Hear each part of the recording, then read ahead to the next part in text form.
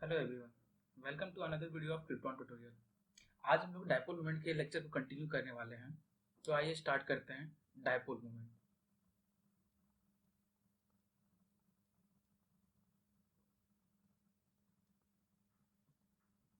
Dipole moment मैं आपको second lecture के बारे में थोड़ा सा रिवाइज करा दूं एक बार शॉर्ट में, ताकि आपको याद रहे कि आपने क्या क्या पढ़ा था।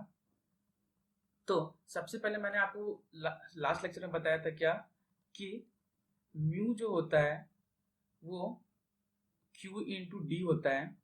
क्यू बढ़ेगा तो म्यू बढ़ेगा, ठीक है, और डी बढ़ेगा तो भी म्यू बढ़ेगा।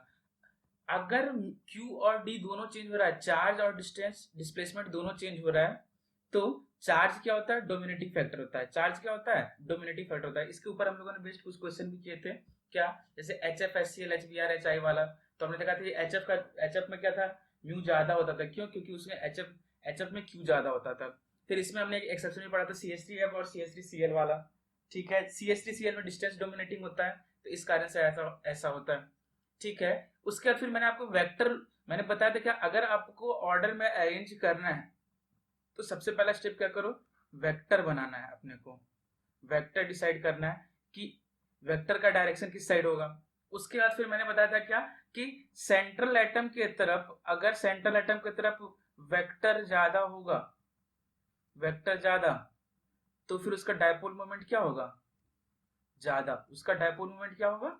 ज्यादा होगा। अगर आपको याद होगा तो आप एक बार चाहे तो उस वीडियो को जाकर के रिवाइज कर सकते हैं। उसके बाद हम इसको देख सकते हैं। तो आइए स्टार्ट करते हैं अभी आज के लेक्चर में हम जो है डायपोल मोमेंट के कुछ न्यूमेरिकल करने वाले हैं जो एग्जाम वगैरह में आते हैं।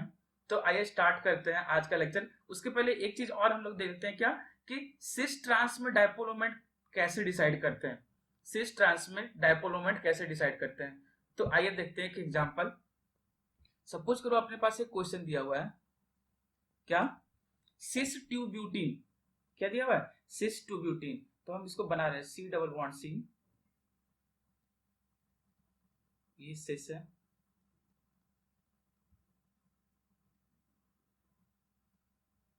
ये सिस टू ब्यूटीन। और एक दिया हुआ है ट्रांस टू ब्यूटीन। तो हमने यहाँ पे ट्रांस टू ब्यूटीन भी बनाना है, CH3 CH3 H H।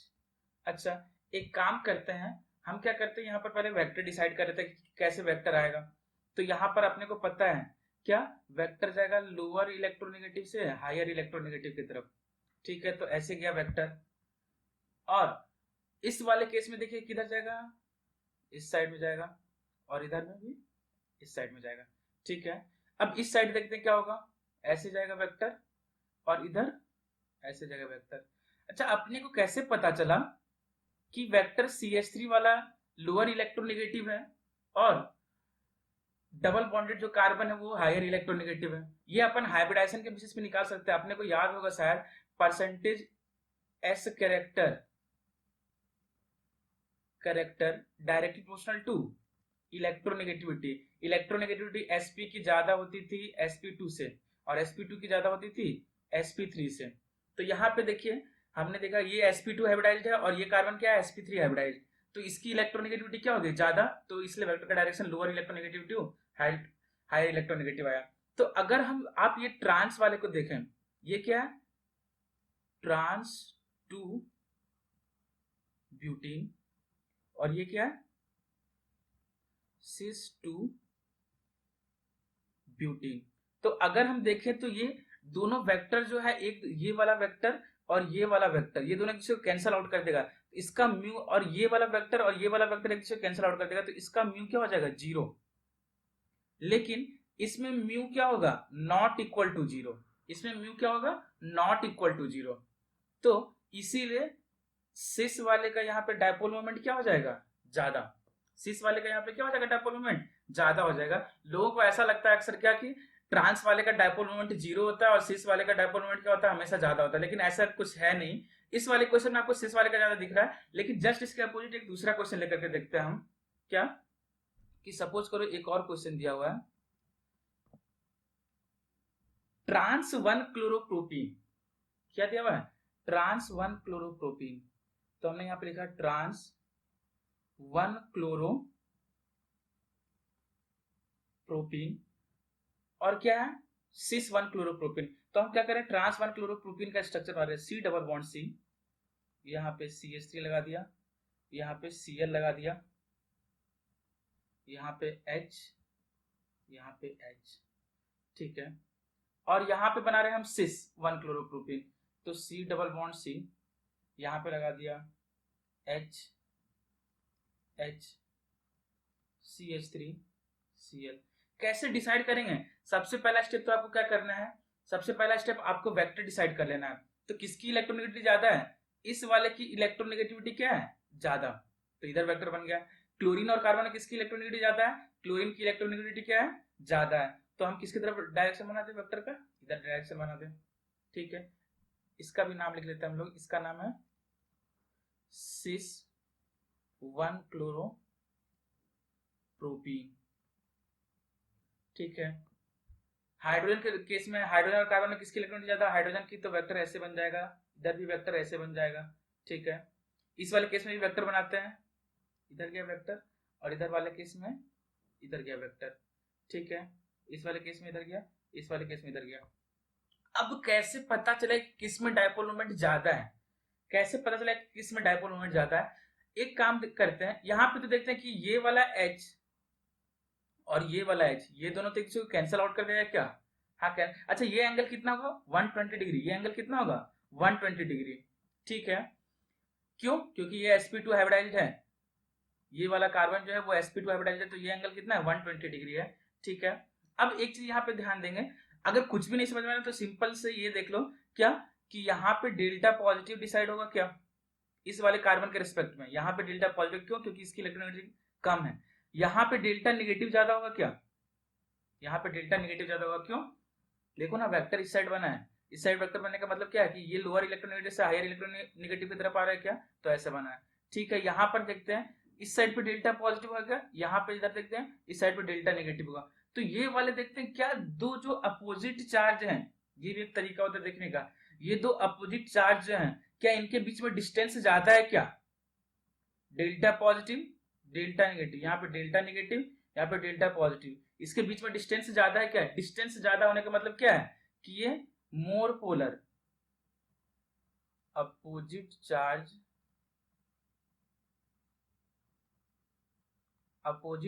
Distance, opposite charge distance क्या है अपने पास? ज्यादा है। तो ये क्या है? म्यू इसका ज्यादा होगा। पहले तो ये देख लेते हैं, इसका भी म्यू नॉट इक्वल टू 0 है और इसका भी म्यू नॉट इक्वल टू 0। कैसे इसका म्यू नॉट इक्वल टू 0 है? क्योंकि देखते हैं ये वेक्टर दोनों का मैग्नीट्यूड अलग अलग है, एक दूसरे को कैंसिल आउट तो करने का कोशिश कर रहे हैं, लेकिन मैग्नीट्यूड अलग है तो पूरी तरह से कैंसिल आउट नहीं होगा ये। तो इसमें भी कुछ ना कुछ म्यू होगा और इसमें भी कुछ ना कुछ म्यू होगा, ठीक है। और पहले वाले केस में क्या होगा? इस साइड में भी कुछ ना कुछ म्यू होगा, दोनों सेमी डायरेक्शन में वेक्टर जा रहा है, और इसमें ये वाला वेक्टर एक दूसरे को कैंसिल आउट कर देगा बस। तो यहाँ पर म्यू होगा कुछ। यहाँ पे अगर आप देखेंगे क्या, कि ये दोनों एक दूसरे को कैंसिल आउट करेंगे, लेकिन कुछ ना कुछ तो वेक्टर बचेगा, क्योंकि दोनों का वेक्टर का मैग्नीट्यूड अलग अलग होगा। और इस वाले में दोनों सेम डायरेक्शन जाएंगे, तो यहाँ पे इस वाले केस में डायपोल मोमेंट कम होगा। क्यों? क्योंकि आप देखें यहाँ पे दोनों अपोजिट चार्ज के बीच में डिस्टेंस क्या है? कम। दोनों अपोजिट चार्ज के बीच में डिस्टेंस क्या है? कम। अपोजिट चार्ज के बीच में डिस्टेंस कम है, इसका मतलब क्या है? Less polar. और ये क्या है? More polar. इसीलिए यहां पर कौन सा वाला ज्यादा हो जाएगा? ट्रांस वाला ज्यादा हो जाएगा। तो देखिए कैसे हमने गेस किया है। ऊपर वाले के केस में देखा क्या हमने, कि यहाँ पर देखिए सिस वाला, यहाँ पे सारा वेक्टर, इसमें म्यू नॉट इक्वल टू 0 था, इसमें म्यू इक्वल टू 0 था, सारे वेक्टर इसको कैंसिल आउट कर दे रहे थे। ये वाला इसको कैंसिल कर रहा था, ये वाला इसको कैंसिल कर रहा था, तो हमने यहाँ पे इसको 0 लिख दिया। यहाँ पे क्या देखिए कि ये दोनों के बीच में कुछ ना कुछ एंगल है, अपोजिट साइड है, लेकिन कुछ नेट वेक्टर कुछ आएगा और इसमें भी नेट वेक्टर कुछ आएगा, और उनके बीच में कुछ ना कुछ एंगल है, लेकिन डायपोल मोमेंट कुछ ना कुछ तो होगा, तो इसीलिए ऐसा हुआ है। लेकिन इस वाले केस में क्या हुआ है? इस वाले केस में आपको देखते हैं यहाँ पे ट्रांस, इसीलिए यहाँ पे कौन सा सिस वाला ज्यादा है, यहाँ पे क्या है? ट्रांस वाला ज्यादा है। तो यहाँ पर क्या हो गया? तो ऐसे हमने आंसर निकाल लिया। अब आते हैं इसके एप्लीकेशन पार्ट पे, new application of dipole moment, application of dipole moment. तो हेडिंग डालिएगा एप्लीकेशन ऑफ डायपोल मोमेंट। तो हम यहाँ पे सबसे पहले लिख देते हैं एप्लीकेशन, इसी के ऊपर बेस्ड क्वेश्चन आते हैं न्यूमेरिकल वाले। क्या, अच्छा सबसे पहला एप्लीकेशन तो अपने को ये पता है क्या कि टू आइडेंटिफाई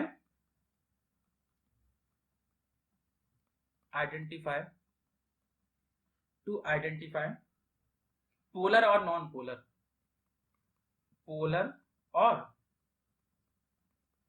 नॉन पोलर। अगर म्यू इज इक्वल टू क्या हो गया 0 तो क्या हो गया नॉन पोलर, और म्यू इज इक्वल टू क्या हो गया not 0, mu not equal to 0 तो ये क्या हो गया पोलर। ठीक है क्या, ये तो पहला चीज ये आपने को पता है। दूसरा इंपॉर्टेंट एप्लीकेशन जो है ये है क्या, परसेंटेज आयनिक कैरेक्टर। दूसरा एप्लीकेशन क्या है इसका, calculation of percentage ionic character. ठीक है क्या, ये आपने अगर फजांस रूल पढ़ा होगा तो आपने पढ़ा होगा वहां पर क्या कि कोई भी बॉन्ड जो होता है 100% आयनिक नहीं होता, कोई भी बॉन्ड जो होता है वो 100% कोवेलेंट नहीं होता, उसमें कुछ ना कुछ परसेंट, अगर आयनिक कंपाउंड है तो कुछ ना कुछ परसेंट तो कोवेलेंट होगा वो, और अगर कोवेलेंट कंपाउंड है तो कुछ ना कुछ परसेंट तो क्या होगा आयनिक कैरेक्टर होगा उसमें। तो ठीक है, हम यहाँ पे देखते हैं क्या कि परसेंटेज आयनिक कैरेक्टर जो होता है वो डायरेक्टली प्रोपोर्शनल टू क्या होता है म्यू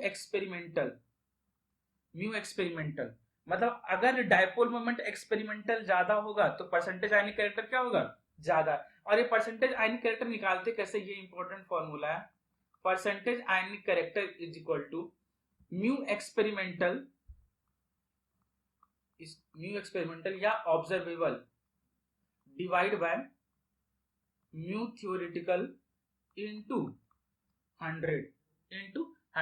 ये एक फॉर्मूला होता है, कभी कभी इसके ऊपर बेस्ड प्री न्यूमेरिकल आते हैं, डायपोल मोमेंट के न्यूमेरिकल अगर आएंगे तो मैक्सिमम चांस यहीं से आएंगे क्या कि percentage ionic character is equal to mu experimental divide by mu theoretical into 100। ठीक है क्या, इसी को लिखने का एक दूसरा तरीका भी होता है क्या, परसेंटेज इलेक्ट्रॉनिक चार्ज। इसको हम लोग और क्या लिखते हैं परसेंटेज इलेक्ट्रॉनिक चार्ज। तो इसको डायरेक्ट यहां पे लिख देते हैं परसेंटेज इलेक्ट्रॉनिक चार्ज, ये सिर्फ चार्ज के टर्म्स में है। Percentage electronic charge is equal to q experimental divide by q theoretical into 100, q theoretical into 100 ये चार्ज। और अगर इसी में क्या कर लिया डिस्प्लेसमेंट से मल्टीप्लाई कर दिया तो क्या हो गया डायपोल मोमेंट आ गया, म्यू आ गया क्या, ऊपर नीचे दोनों साइड डिस्टेंस से मल्टीप्लाई करेंगे या डिस्प्लेसमेंट से मल्टीप्लाई करेंगे तो अपने पास क्या आ जाएगा डायपोल मोमेंट आ जाएगा। तो ये चीज, दो चीज आपने अभी यहाँ पर देखा है क्या कि पहला कैसे पता करें कि पोलर है कि नॉन पोलर। अगर उसमें डायपोल मोमेंट कुछ ना कुछ होगा, म्यू नॉट इक्वल टू 0 हो गया इसका मतलब क्या है पोलर, और म्यू इक्वल टू 0 हो गया तो इसका मतलब क्या है वो नॉन पोलर। ठीक है, दूसरा परसेंटेज आयनिक कैरेक्टर। अच्छा अब देखते हैं यहाँ पे परसेंटेज आयनिक कैरेक्टर निकालते कैसे, परसेंटेज आयनिक कैरेक्टर निकालते कैसे हम। तो परसेंटेज आयनिक कैरेक्टर का हमने एक फॉर्मूला देखा क्या, mu experimental divide by mu theoretical into 100। ठीक है, ये फॉर्मूला दिख रहा है छोटा जैसा, इजी ये है। अपन एक बार क्या करते हैं, एक बार ट्राई करते हैं, बट ट्राई करने के पहले मैं आपको कुछ बता दूं कि आप न्यूमेरिकल में वैल्यू कैसे पुट करोगे। क्यू थ्योरेटिकल की वैल्यू मैंने आपको पहले लेक्चर में आपको अगर बताई होगी क्या होती है, तो उसके लिए पहले हम क्या करते हैं, एक बार पहले लेक्चर का कुछ डाटा आपको रिवाइज करा देता हूं मैं। क्या पहला अपने को पता था क्या, mu experimental is equal to q experimental into d, क्या एक फॉर्मूला ये अपने को पता है। ठीक है, ये पुट कर सकते हैं। म्यू थ्योरेटिकल आप क्या पुट करेंगे, ये डाटा आपको हेल्प करेगा न्यूमेरिकल सॉल्व करने में। म्यू थ्योरेटिकल आप क्या पुट करेंगे, म्यू थ्योरेटिकल को हम लिखेंगे क्यू थ्योरेटिकल इनटू डी, क्या क्यू थ्योरेटिकल इनटू डी लिख सकते हैं। ठीक है, क्यू थ्योरेटिकल अगर आपको याद होगा तो हम लिखते थे क्या, अगर ईएसयू में लिखना है तो 4.8 इंटू 10⁻⁻10 इंटू डिस्टेंस या डिस्प्लेसमेंट किस में लेते थे अपन सेंटीमीटर में, ठीक है। और अगर कूलम में लिख रहे हैं तो क्या लिखेंगे 1.6 into 10 power minus 19 into distance किस में लिखेंगे यहाँ पर मीटर में, डिस्टेंस किस में लिखेंगे मीटर में। ये ईएसयू वाला टर्म है और ये कौन सा वाला टर्म है कूलम वाला टर्म है, ये कूलम वाला टर्म है। ठीक है क्या। और एक चीज और क्या था कि डीवाई 1 डीवाई बराबर क्या होता था, ये 3 डाटा का है जिसके बेसिस पे आप न्यूमेरिकल सॉल्व कर सकते हैं। 1 इंटू 10 पावर माइनस 1 डीवाई बराबर 1 into 10 power minus 8, 1 debye is equal to 1 into 10 power minus 18 ESU centimetre. समझ में आया क्या। ठीक है। अब क्या करते हैं हम एक क्वेश्चन लेते हैं, सिंपल से थोड़ा सा अच्छे से क्वेश्चन करेंगे। सिंपल सा क्वेश्चन क्या दिया हुआ है कि सपोज करो उसने ऐसा बोल दिया है, क्वेश्चन है सिंपल सा क्वेश्चन है क्या कि mu of HCl is equal to 1.03 divide दिया हुआ है, 1.03 डिवाइड दिया हुआ है। ठीक है। और उसने क्या बोल दिया है कि bond length is equal to कितना है 1.3 एंगस्ट्रम, 1.3 एंगस्ट्रम। तो आपको बताना है क्या परसेंटेज आयनिक कैरेक्टर, आपको क्या बताना है परसेंटेज आयनिक कैरेक्टर क्या होगा। ठीक है। तो हम क्या करते हैं सीधा सीधा फॉर्मूला पुट करते हैं, परसेंटेज आयनिक कैरेक्टर बराबर mu experimental divide by mu theoretical into 100। ठीक है।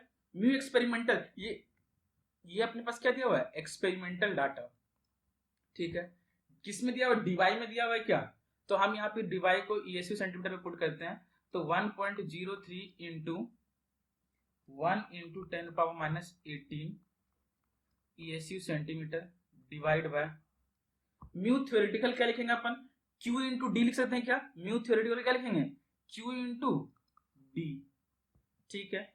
Q क्या लिखेंगे अपन, Q अपने को पता होता है, हमने यहाँ पे लिख दिया 1.03 into 10 power minus 18 divide by q theoretical क्या होता था अपने पास, याद करो पिछले अभी तुरंत बताया था मैंने क्या कि अगर आपको याद होगा तो क्यू थ्योरेटिकल आपको रखना है 4.8 इंटू 10 पावर माइनस 10 ESU वाले पार्ट में।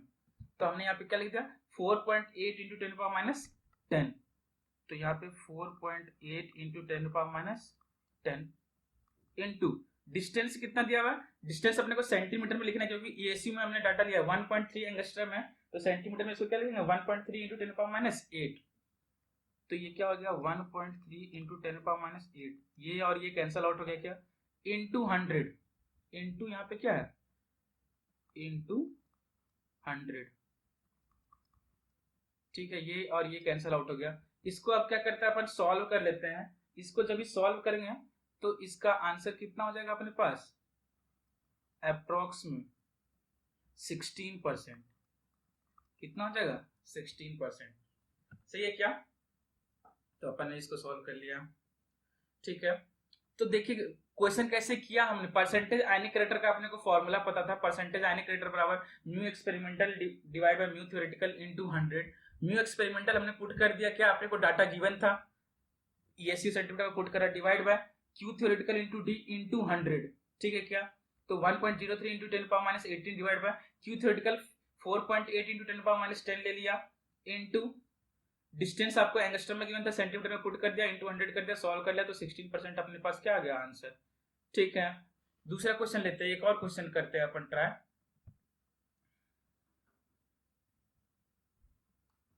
दूसरा क्वेश्चन है ऐसा गिवन है क्या, percentage ionic character of percentage ionic character of AB2 molecule, AB2 molecule कैसा दिया हुआ, ये ऐसा स्ट्रक्चर दिया हुआ है ABB, ये एंगल कितना दिया हुआ है 60 डिग्री। ठीक है क्या, is 50 and distance between AB bond, या फिर इधर लिख देते हैं distance between AB bond is equal to 1 angstrom. ठीक है। तो कैलकुलेट कैलकुलेट म्यू एक्सपेरिमेंटल, ठीक है भाई। अपने को क्या पता है, परसेंटेज आयनिक कैरेक्टर का फॉर्मूला क्या होता है, परसेंटेज सीधा सीधा पुट करते हैं, परसेंटेज आयनिक, सिंपल न्यूमेरिकल आते हैं, परसेंटेज आयनिक कैरेक्टर बराबर mu experimental divide by mu theoretical into 100 क्या, ठीक है। परसेंटेज आयनिक कैरेक्टर कितना दिया हुआ अपने को, 50 दिया हुआ है क्या, 50% is equal to mu experimental अपने को निकालना है, म्यू एक्सपेरिमेंटल ऑफ मॉलिक्यूल निकालना है अपने को, क्या निकालना है, molecule. Percentage ionic character of ये दिया हुआ है, तो हमने यहाँ पे क्या कर दिया, म्यू थ्योरेटिकल क्या होगा, अब यहाँ पे म्यू थ्योरेटिकल को हमने लिख दिया क्यू इंटू डी, हमने क्या लिख दिया यहाँ पे, क्यू इंटू डी, तो हमने यहाँ पे लिख दिया क्यू इंटू डी इंटू 100, ठीक है। तो हमने यहाँ पे लिखा 50 is equal to mu A B bond, A B bond का क्या होगा, ठीक है। क्यू थ्योरेटिकल क्या लिखा आपने, 4.8, क्यू थ्योरेटिकल याद करो अपन लिखते थे 4.80 सेंटीमीटर 10⁻10 इंटू 1 एंगस्ट्रम दिया हुआ है, तो 1 इंटू 10⁻8 सेंटीमीटर इंटू 100, यहाँ से ये 2 टाइम्स में कैंसिल हो गया क्या, तो अपने पास यहाँ से क्या आ गया, म्यू ए बी एक्सपेरिमेंटल क्या होगा, ए बी बॉन्ड का म्यू क्या होगा, तो ये अपन सॉल्व करेंगे तो ये कितना आएगा 4.8 इंटू 10⁻18 डिवाइड बाई 2, तो 2.4 इंटू 10⁻18 क्या, तो मतलब बेसिकली ये क्या आ गया 2.4 डिवाइड, कितना आया है 2.4 डिवाइड। लेकिन अपने को पूछा, ये तो ए बी बॉन्ड का आया है ना, लेकिन अपने को पूछा किसका है, अपने को पूछा ए बी 2 मॉलिक्यूल का, और उसके बीच का वेक्टर अपने को एंगल दिया हुआ है अपने को। तो देखो अभी तक हमने किया क्या, परसेंटेज आयनिक कैरेक्टर अपने को पता था, म्यू एक्सपेरिमेंटल अपने को निकालना था, अपने को म्यू एक्सपेरिमेंटल मॉलिक्यूल का निकालना है। हम यहाँ पे क्या निकाल रहे हैं, mu experimental A B bond का निकाल रहे हैं, क्योंकि यहाँ पे बॉन्ड लेंथ पुट कर रहे हैं अपन, तो यहाँ पे म्यू थ्योरेटिकल पुट कर दिया अपन ने, क्यू इंटू डी, क्यू क्या आता था ए सी में 4.8 इंटू 10⁻10, डी अपने को दिया हुआ है 1 एंगस्ट्रम, तो सेंटीमीटर में पुट कर दिया इंटू 100, सॉल्व कर लिया, तो म्यू जो है ए बी एक्सपेरिमेंटल वो आया 2.4 डिवाइड, 2.4 डिवाइड। तो अब क्या करना है अपने को निकालना ए बी 2 मॉलिक्यूल का क्या, तो हमने यहाँ पे लिख दिया mu result A B 2 molecule ऐसा कुछ होगा, ये दिया था अपने पास कितना 2.4 डिवाइड, और ये कितना है 60 डिग्री, ये वेक्टर दिया हुआ है, तो म्यू नेट क्या हो जाएगा, म्यू नेट बराबर आएगा, याद करो वेक्टर नेट रिजल्टेंट वेक्टर क्या होता था, √p1 square plus q1 square plus 2p1 q1 into cos theta क्या, तो हमने यहाँ पे पुट कर दिया 2.4 का स्क्वायर प्लस, क्या ये वेक्टर भी सेम ही होगा क्या, ये वेक्टर भी सेम ही होगा, क्यों, क्योंकि सेम एटम है, यहाँ भी ए बी है यहाँ भी ए बी है, तो सेम वेक्टर बनेगा 2.4 स्क्वायर प्लस 2.4 का square plus 2p1 p2 cos theta, तो 2p1 कितना 2.4 इंटू 2.4 cos 60 डिग्री कितना हो जाएगा 1/2 हो जाएगा क्या, तो यहाँ पे 1/2 पुट कर दिया, तो 1/2 इंटू 2 कैंसल आउट हो गया क्या, 2.4 का स्क्वायर कितना हो जाएगा 5.76 हो जाएगा, 5.76 प्लस 5.76 प्लस 5.76, इसको सॉल्व कर लेते तो कितना आ जाएगा, इसको जब सॉल्व करेंगे तो अपने पास आंसर आ जाएगा क्या, एक काम करते 5.76 कॉमन ले लेते हैं, 5.76 क्या कॉमन ले लिया, तो ये कितना हो जाएगा 3 हो जाएगा क्या, ठीक है। 5.76 का रूट कितना हो जाएगा 2.4 इंटू √3 आंसर, ठीक है। ये अपने पास सेकंड क्वेश्चन हो गया, एक बार इसको फिर से समझते हैं क्या, कि ये ऐसा कुछ गिवन था, परसेंटेज आयनिक कैरेक्टर गिवन है, क्वेश्चन का 50%, डिस्टेंस गिवन है ए बी मॉलिक्यूल का 1 एंगस्ट्रम, तो आपको बताना है म्यू एक्सपेरिमेंटल मॉलिक्यूल का क्या होगा, ना कि ए बी बॉन्ड का बताना है। हो सकता है आपको क्वेश्चन में ऑप्शन में 2.4 डिवाइड भी गिवन हो, तो आपको कंफ्यूज नहीं होना है, वो बॉन्ड का पूछेगा तो फिर 2.4 डिवाइड आएगा, लेकिन मॉलिक्यूल का पूछेगा तो फिर फाइनल आंसर जो अपन ने निकाला वही आंसर आएगा। तो अपन ने क्या कर दिया, फॉर्मूला में पुट कर दिया परसेंटेज आयनिक कैरेक्टर बराबर mu experimental divide by mu theoretical into 100, percentage ionic character 50 given था, म्यू एक्सपेरिमेंटल अपने को क्या था निकालना था, पहले ए बी निकाल दिया, क्यू थ्योरेटिकल हमने क्या म्यू थ्योरेटिकल हमने पुट कर दिया Q theoretical into D, Q theoretical के लिए हमने क्यू की वैल्यू पुट कर दी, एसी में 4.18 10 पावर -10 और डी की वैल्यू 1 एंगस्ट्रम दी हुई थी तो सेंटीमीटर में पुट कर दिया इनटू 100। तो उसको सॉल्व कर लिया तो म्यू ए बी बॉन्ड कितना आ गया 2.4 डी वाई, कितना आ गया 2.4 डी वाई। अभी आपने को क्या ए बी 2 मॉलिक्यूल का निकालना था क्या, ए बी 2 मॉलिक्यूल का तो हमने vector net vector resultant mu निकाल दिया, under root p1 square plus q1 square plus 2 p1 q1 into cos theta होता है क्या, तो अच्छा दोनों वेक्टर का मैग्नीट्यूड क्या होगा, सेम होगा, क्यों, क्योंकि सेम ही बॉन्ड है, ए बी बॉन्ड ही दोनों में है, तो इलेक्ट्रोनेगेटिविटी डिफरेंस भी सेम होगा क्या, तो यहाँ पे हमने पुट कर दिया 2.4 तो यहाँ पे लगा, इसको सॉल्व कर लिया, पुट कर दिया फॉर्मूला में, आंसर लगा दिया। ठीक है, अब क्या करते हैं हम, एक और क्वेश्चन लेते हैं, लास्ट एक क्वेश्चन और लेते हैं। ठीक है, क्वेश्चन ऐसा गिवन है, question mu H2O is equal to 1.85 dy।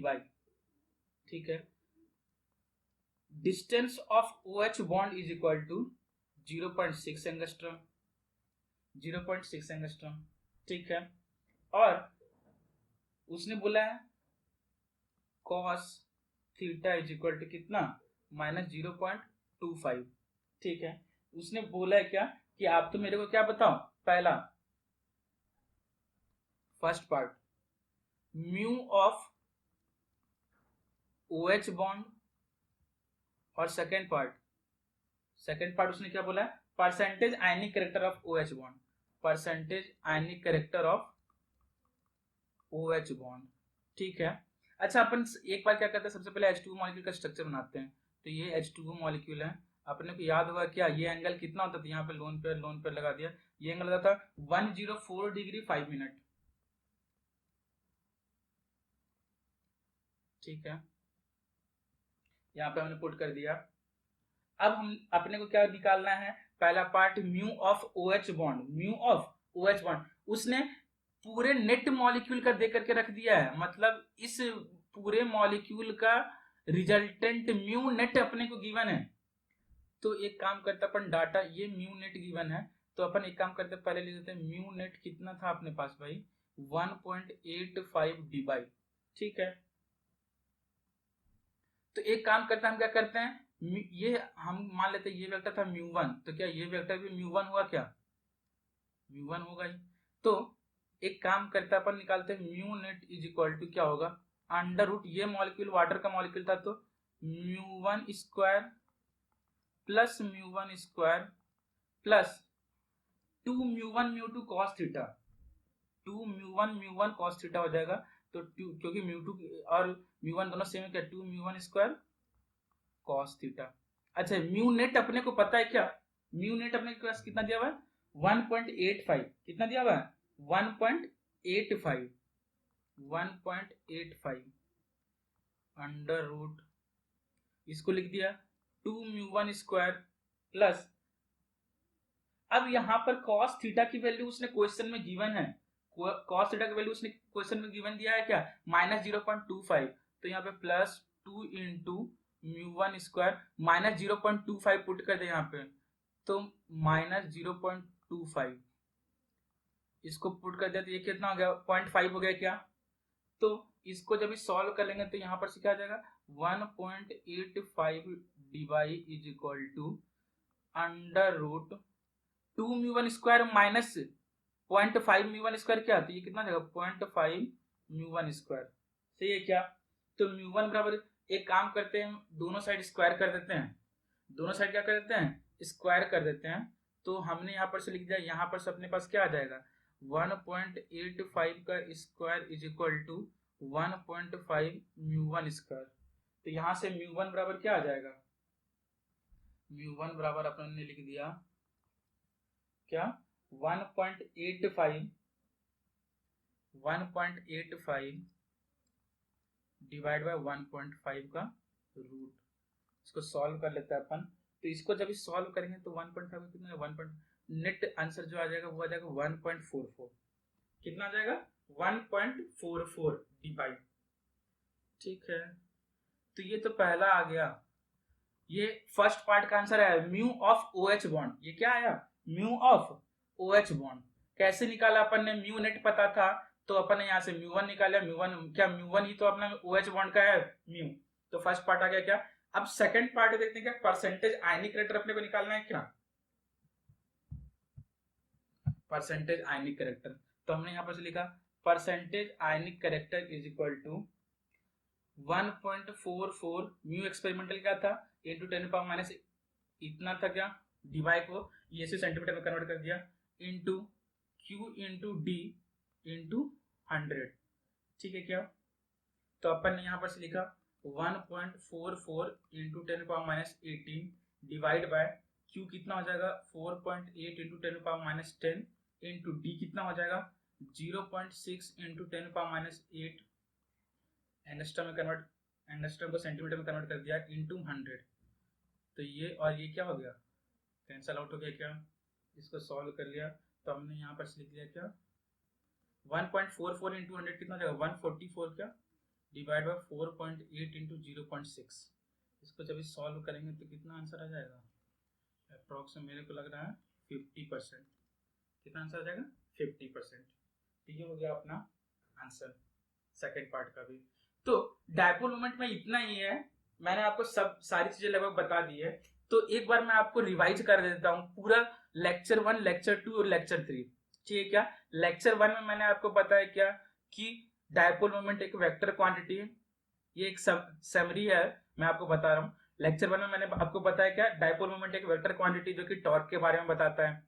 Dipole moment का फॉर्मूला जो होता है वो होता है Q इंटू डी, चार्ज के डायरेक्टली प्रोपोर्शनल और डिस्टेंस के भी डायरेक्टली प्रोपोर्शनल। अगर चार्ज वेरी कर रहा होगा तो डायपोल मोमेंट बढ़ेगा, डिस्टेंस भी वेरी कर रहा, डिस्टेंस भी बढ़ेगा तो डायपोल मोमेंट भी क्या होगा? बढ़ेगा। लेकिन डोमिनेटिंग फैक्टर हमेशा क्या रहेगा? चार्ज रहेगा। एक्सेप्ट कब? CH3F और CH3Cl में। CH3Cl क्या हो जाएगा? डायपोल मोमेंट वहां पे डिस्टेंस डोमिनेटिंग हो जाएगा, CH3Cl का डायपोल मोमेंट CH3F से ज्यादा हो जाएगा। ठीक है, उसके बाद फिर मैंने पहले लेक्चर में आपको बता दिया कि पोलर और नॉन पोलर कैसे डिसाइड करते हैं। पोलर और नॉन पोलर कैसे डिसाइड करते हैं? तो पोलर के लिए मैंने आपको बताया अगर डायटोमिक है और इलेक्ट्रोनेगेटिव डिफरेंस है तो वो मॉलिक्यूल पक्का पोलर होगा।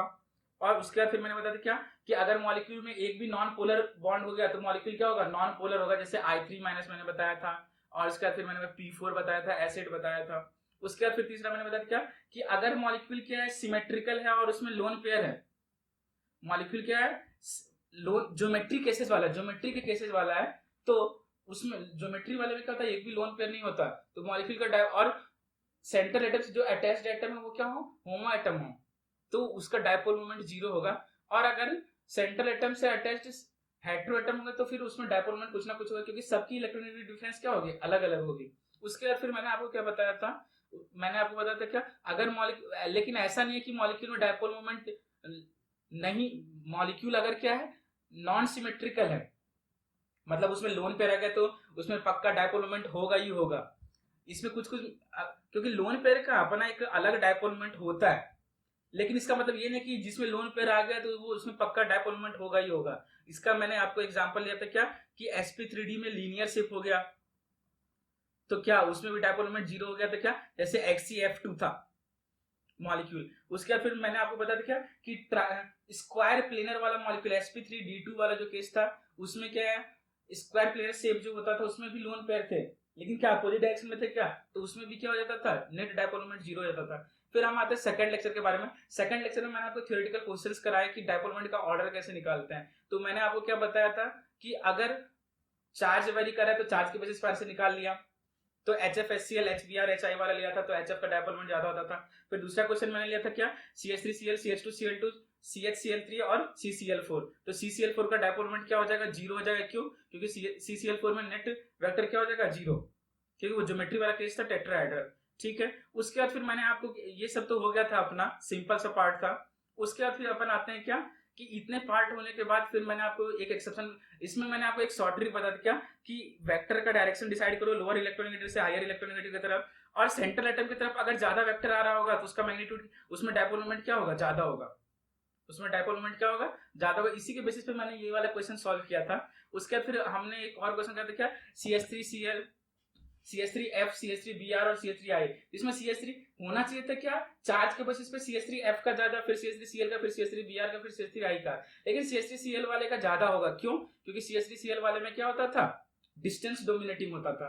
फिर उसके बाद फिर हमने क्या किया था, H2O, H2O और D2O के बीच में देखा था डिफरेंस, NH3 NF3 वगैरह सब निकालने के लिए बताया था कैसे ऑर्डर निकालते हैं।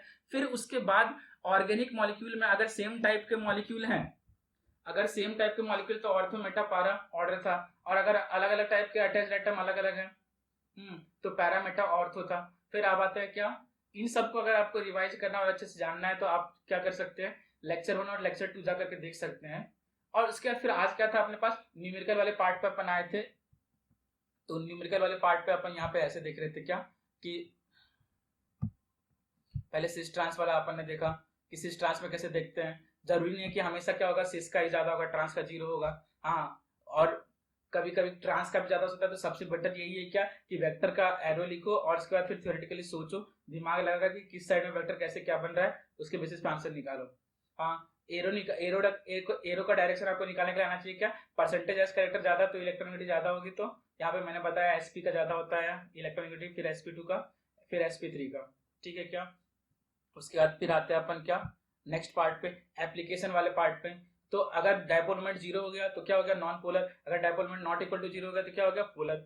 फिर परसेंटेज आयनिक कैरेक्टर, तो यहाँ पे मैंने आपको फॉर्मूला बताया क्या, mu experimental divide by mu observable into 100, और परसेंटेज इलेक्ट्रॉनिक चार्ज बराबर क्या, कि mu experimental Q experimental divide by q theoretical into 100। उसके बाद फिर मैंने क्या बताया कि म्यू एक्सपेरिमेंटल, ये सब डाटा कैसे पुट करेंगे आप एग्जाम में फॉर्मूला में। तो म्यू एक्सपेरिमेंटल बराबर क्या लिख देंगे आप, क्यू एक्सपेरिमेंटल इनटू डी, और म्यू थ्योरेटिकल आपको हमेशा क्या लिखना है, क्यू थ्योरेटिकल इनटू डी, और क्यू थ्योरेटिकल हमेशा क्या लिखना है, ईएसयू में लिखना है तो 4.8 × 10⁻⁻10, और डिस्टेंस अपन क्या लेंगे सेंटीमीटर में। और अगर कूलम मीटर में लिखना है तो कूलम में क्यू थ्योरेटिकल लिखना है 1.6 × 10⁻19 जो इलेक्ट्रॉन का चार्ज होता है इनटू डी। डी इसमें यहाँ पे किसमें लिखना है, मीटर में लिखना है, और 1 डिवाइड बराबर कितना है 10⁻18 ईएसयू सेंटीमीटर। ठीक है, उसके बाद फिर मैंने इसके ऊपर बेस्ड पहला में कर लिया क्या, HCl का म्यू गिवन था, बॉन्ड लेंथ गिवन था, परसेंटेज आयनिक कैरेक्टर निकालना था, म्यू गिवन है, डीवाई में गिवन था तो ईएसयू सेंटीमीटर कन्वर्ट कर लिया, क्यू थ्योरेटिकल पुट कर दिया। क्यू थ्योरेटिकल क्या था अपने पास 4.8 × 10⁻10, डी अपने को क्वेश्चन में गिवन 1.3 एंगस्ट्रम, तो सेंटीमीटर में कन्वर्ट कर लिया, इंटू 100 कर दिया, सॉल्व कर लिया, तो अपने पास आंसर 60% आ गया था। फिर सेकंड न्यूमेरिकल लिया मैंने एक और क्या, AB2 मॉलिक्यूल का परसेंटेज आयनिक कैरेक्टर अपने को गिवन था 50, डिस्टेंस बिटवीन AB बॉन्ड अपने को गिवन था 1 एंगस्ट्रम, तो आपको म्यू एक्सपेरिमेंटल AB2 मॉलिक्यूल का निकालना था। तो हमने फॉर्मूला लगाया, परसेंटेज आयनिक कैरेक्टर बराबर mu experimental divide by mu theoretical into 100। Percentage ionic character कितना था 50, म्यू एक्सपेरिमेंटल AB बॉन्ड का अपने को पता नहीं था, लेकिन म्यू थ्योरेटिकल अपन पुट कर सकते क्योंकि आपको डिस्टेंस गिवन था। तो आपने यहाँ पे क्यू पुट कर दिया 4.8 × 10⁻10, डी पुट कर दिया 1 × 10⁻8 सेंटीमीटर इनटू 100। तो यहाँ से म्यू AB बॉन्ड का कितना गया 2.4 डिवाइड, कितना गया 2.4 डिवाइड। अभी अपने आपको क्या निकालना, अपने क्या निकालना था, AB2 मॉलिक्यूल का म्यू एक्सपेरिमेंटल निकालना था। तो हमने क्या लगा दिया, फिर यहाँ पे वेक्टर ने रिजल्टेंट वेक्टर का फॉर्मूला लगा दिया, μ1² + μ2² + 2 μ1 μ2 cos थीटा। cos थीटा की वैल्यू अपने को गिवन थी, पुट कर दिया फॉर्मूला में, आंसर निकाल दिया। सही है क्या। उसके बाद फिर अपन ने लास्ट क्वेश्चन देखा क्या, कैलकुलेशन कर लीजिए, कैलकुलेशन आप अपने हिसाब से कर लीजिएगा। लास्ट क्वेश्चन में अपने को H2O मॉलिक्यूल का रिजल्टेंट दिया हुआ था 1.85 डिवाइड, रिजल्टेंट नेट वेक्टर दिया हुआ 1.85 डिवाइड म्यू डायपोल मोमेंट, और इसके बाद फिर डिस्टेंस बिटवीन OH बॉन्ड देखिए, बॉन्ड लेंथ दिया है OH का, और डायपोल मोमेंट दिया हुआ पूरे H2O का, और cos थीटा की वैल्यू दी हुई थी 10 डिग्री 5 मिनट का -0.25। ठीक है, तो पहले उसने पूछा म्यू ऑफ OH बॉन्ड बताओ अपने को, तो म्यू नेट अपने को गिवन है, और म्यू नेट H2O मॉलिक्यूल का क्या हो जाएगा, μ1² + 2 μ1² cos थीटा क्या। तो यहाँ पे हमने थीटा की वैल्यू पुट कर दी, μ1 अपने को निकालना था, डाटा म्यू नेट अपने को गिवन था, सॉल्व कर लिया, तो μ1 अपने पास क्या गया 1.44 डिवाइड, और μ1 ही क्या था, म्यू ऑफ OH बॉन्ड क्या, तो अपने पास आंसर आ गया फर्स्ट पार्ट का। सेकंड पार्ट में उसने परसेंटेज आयनिक कैरेक्टर पूछा था, तो परसेंटेज आयनिक कैरेक्टर बराबर mu experimental divide by mu theoretical into 100। Mu experimental हमने फर्स्ट पार्ट में निकाला 1.44 डिवाइड, तो उसको ईएसयू सेंटीमीटर में पुट कर दिया, क्यू पुट कर दिया, डी पुट कर दिया, थ्योरेटिकल क्यू जो होता था 4.8 × 10⁻10, डी अपने को पता था, क्वेश्चन में गिवन था 0.6 एंगस्ट्रम, तो सेंटीमीटर में कन्वर्ट कर लिया, तो 0.6 × 10⁻8 इनटू 100 सॉल्व कर लिया, तो 50% अपने पास आंसर आ गया।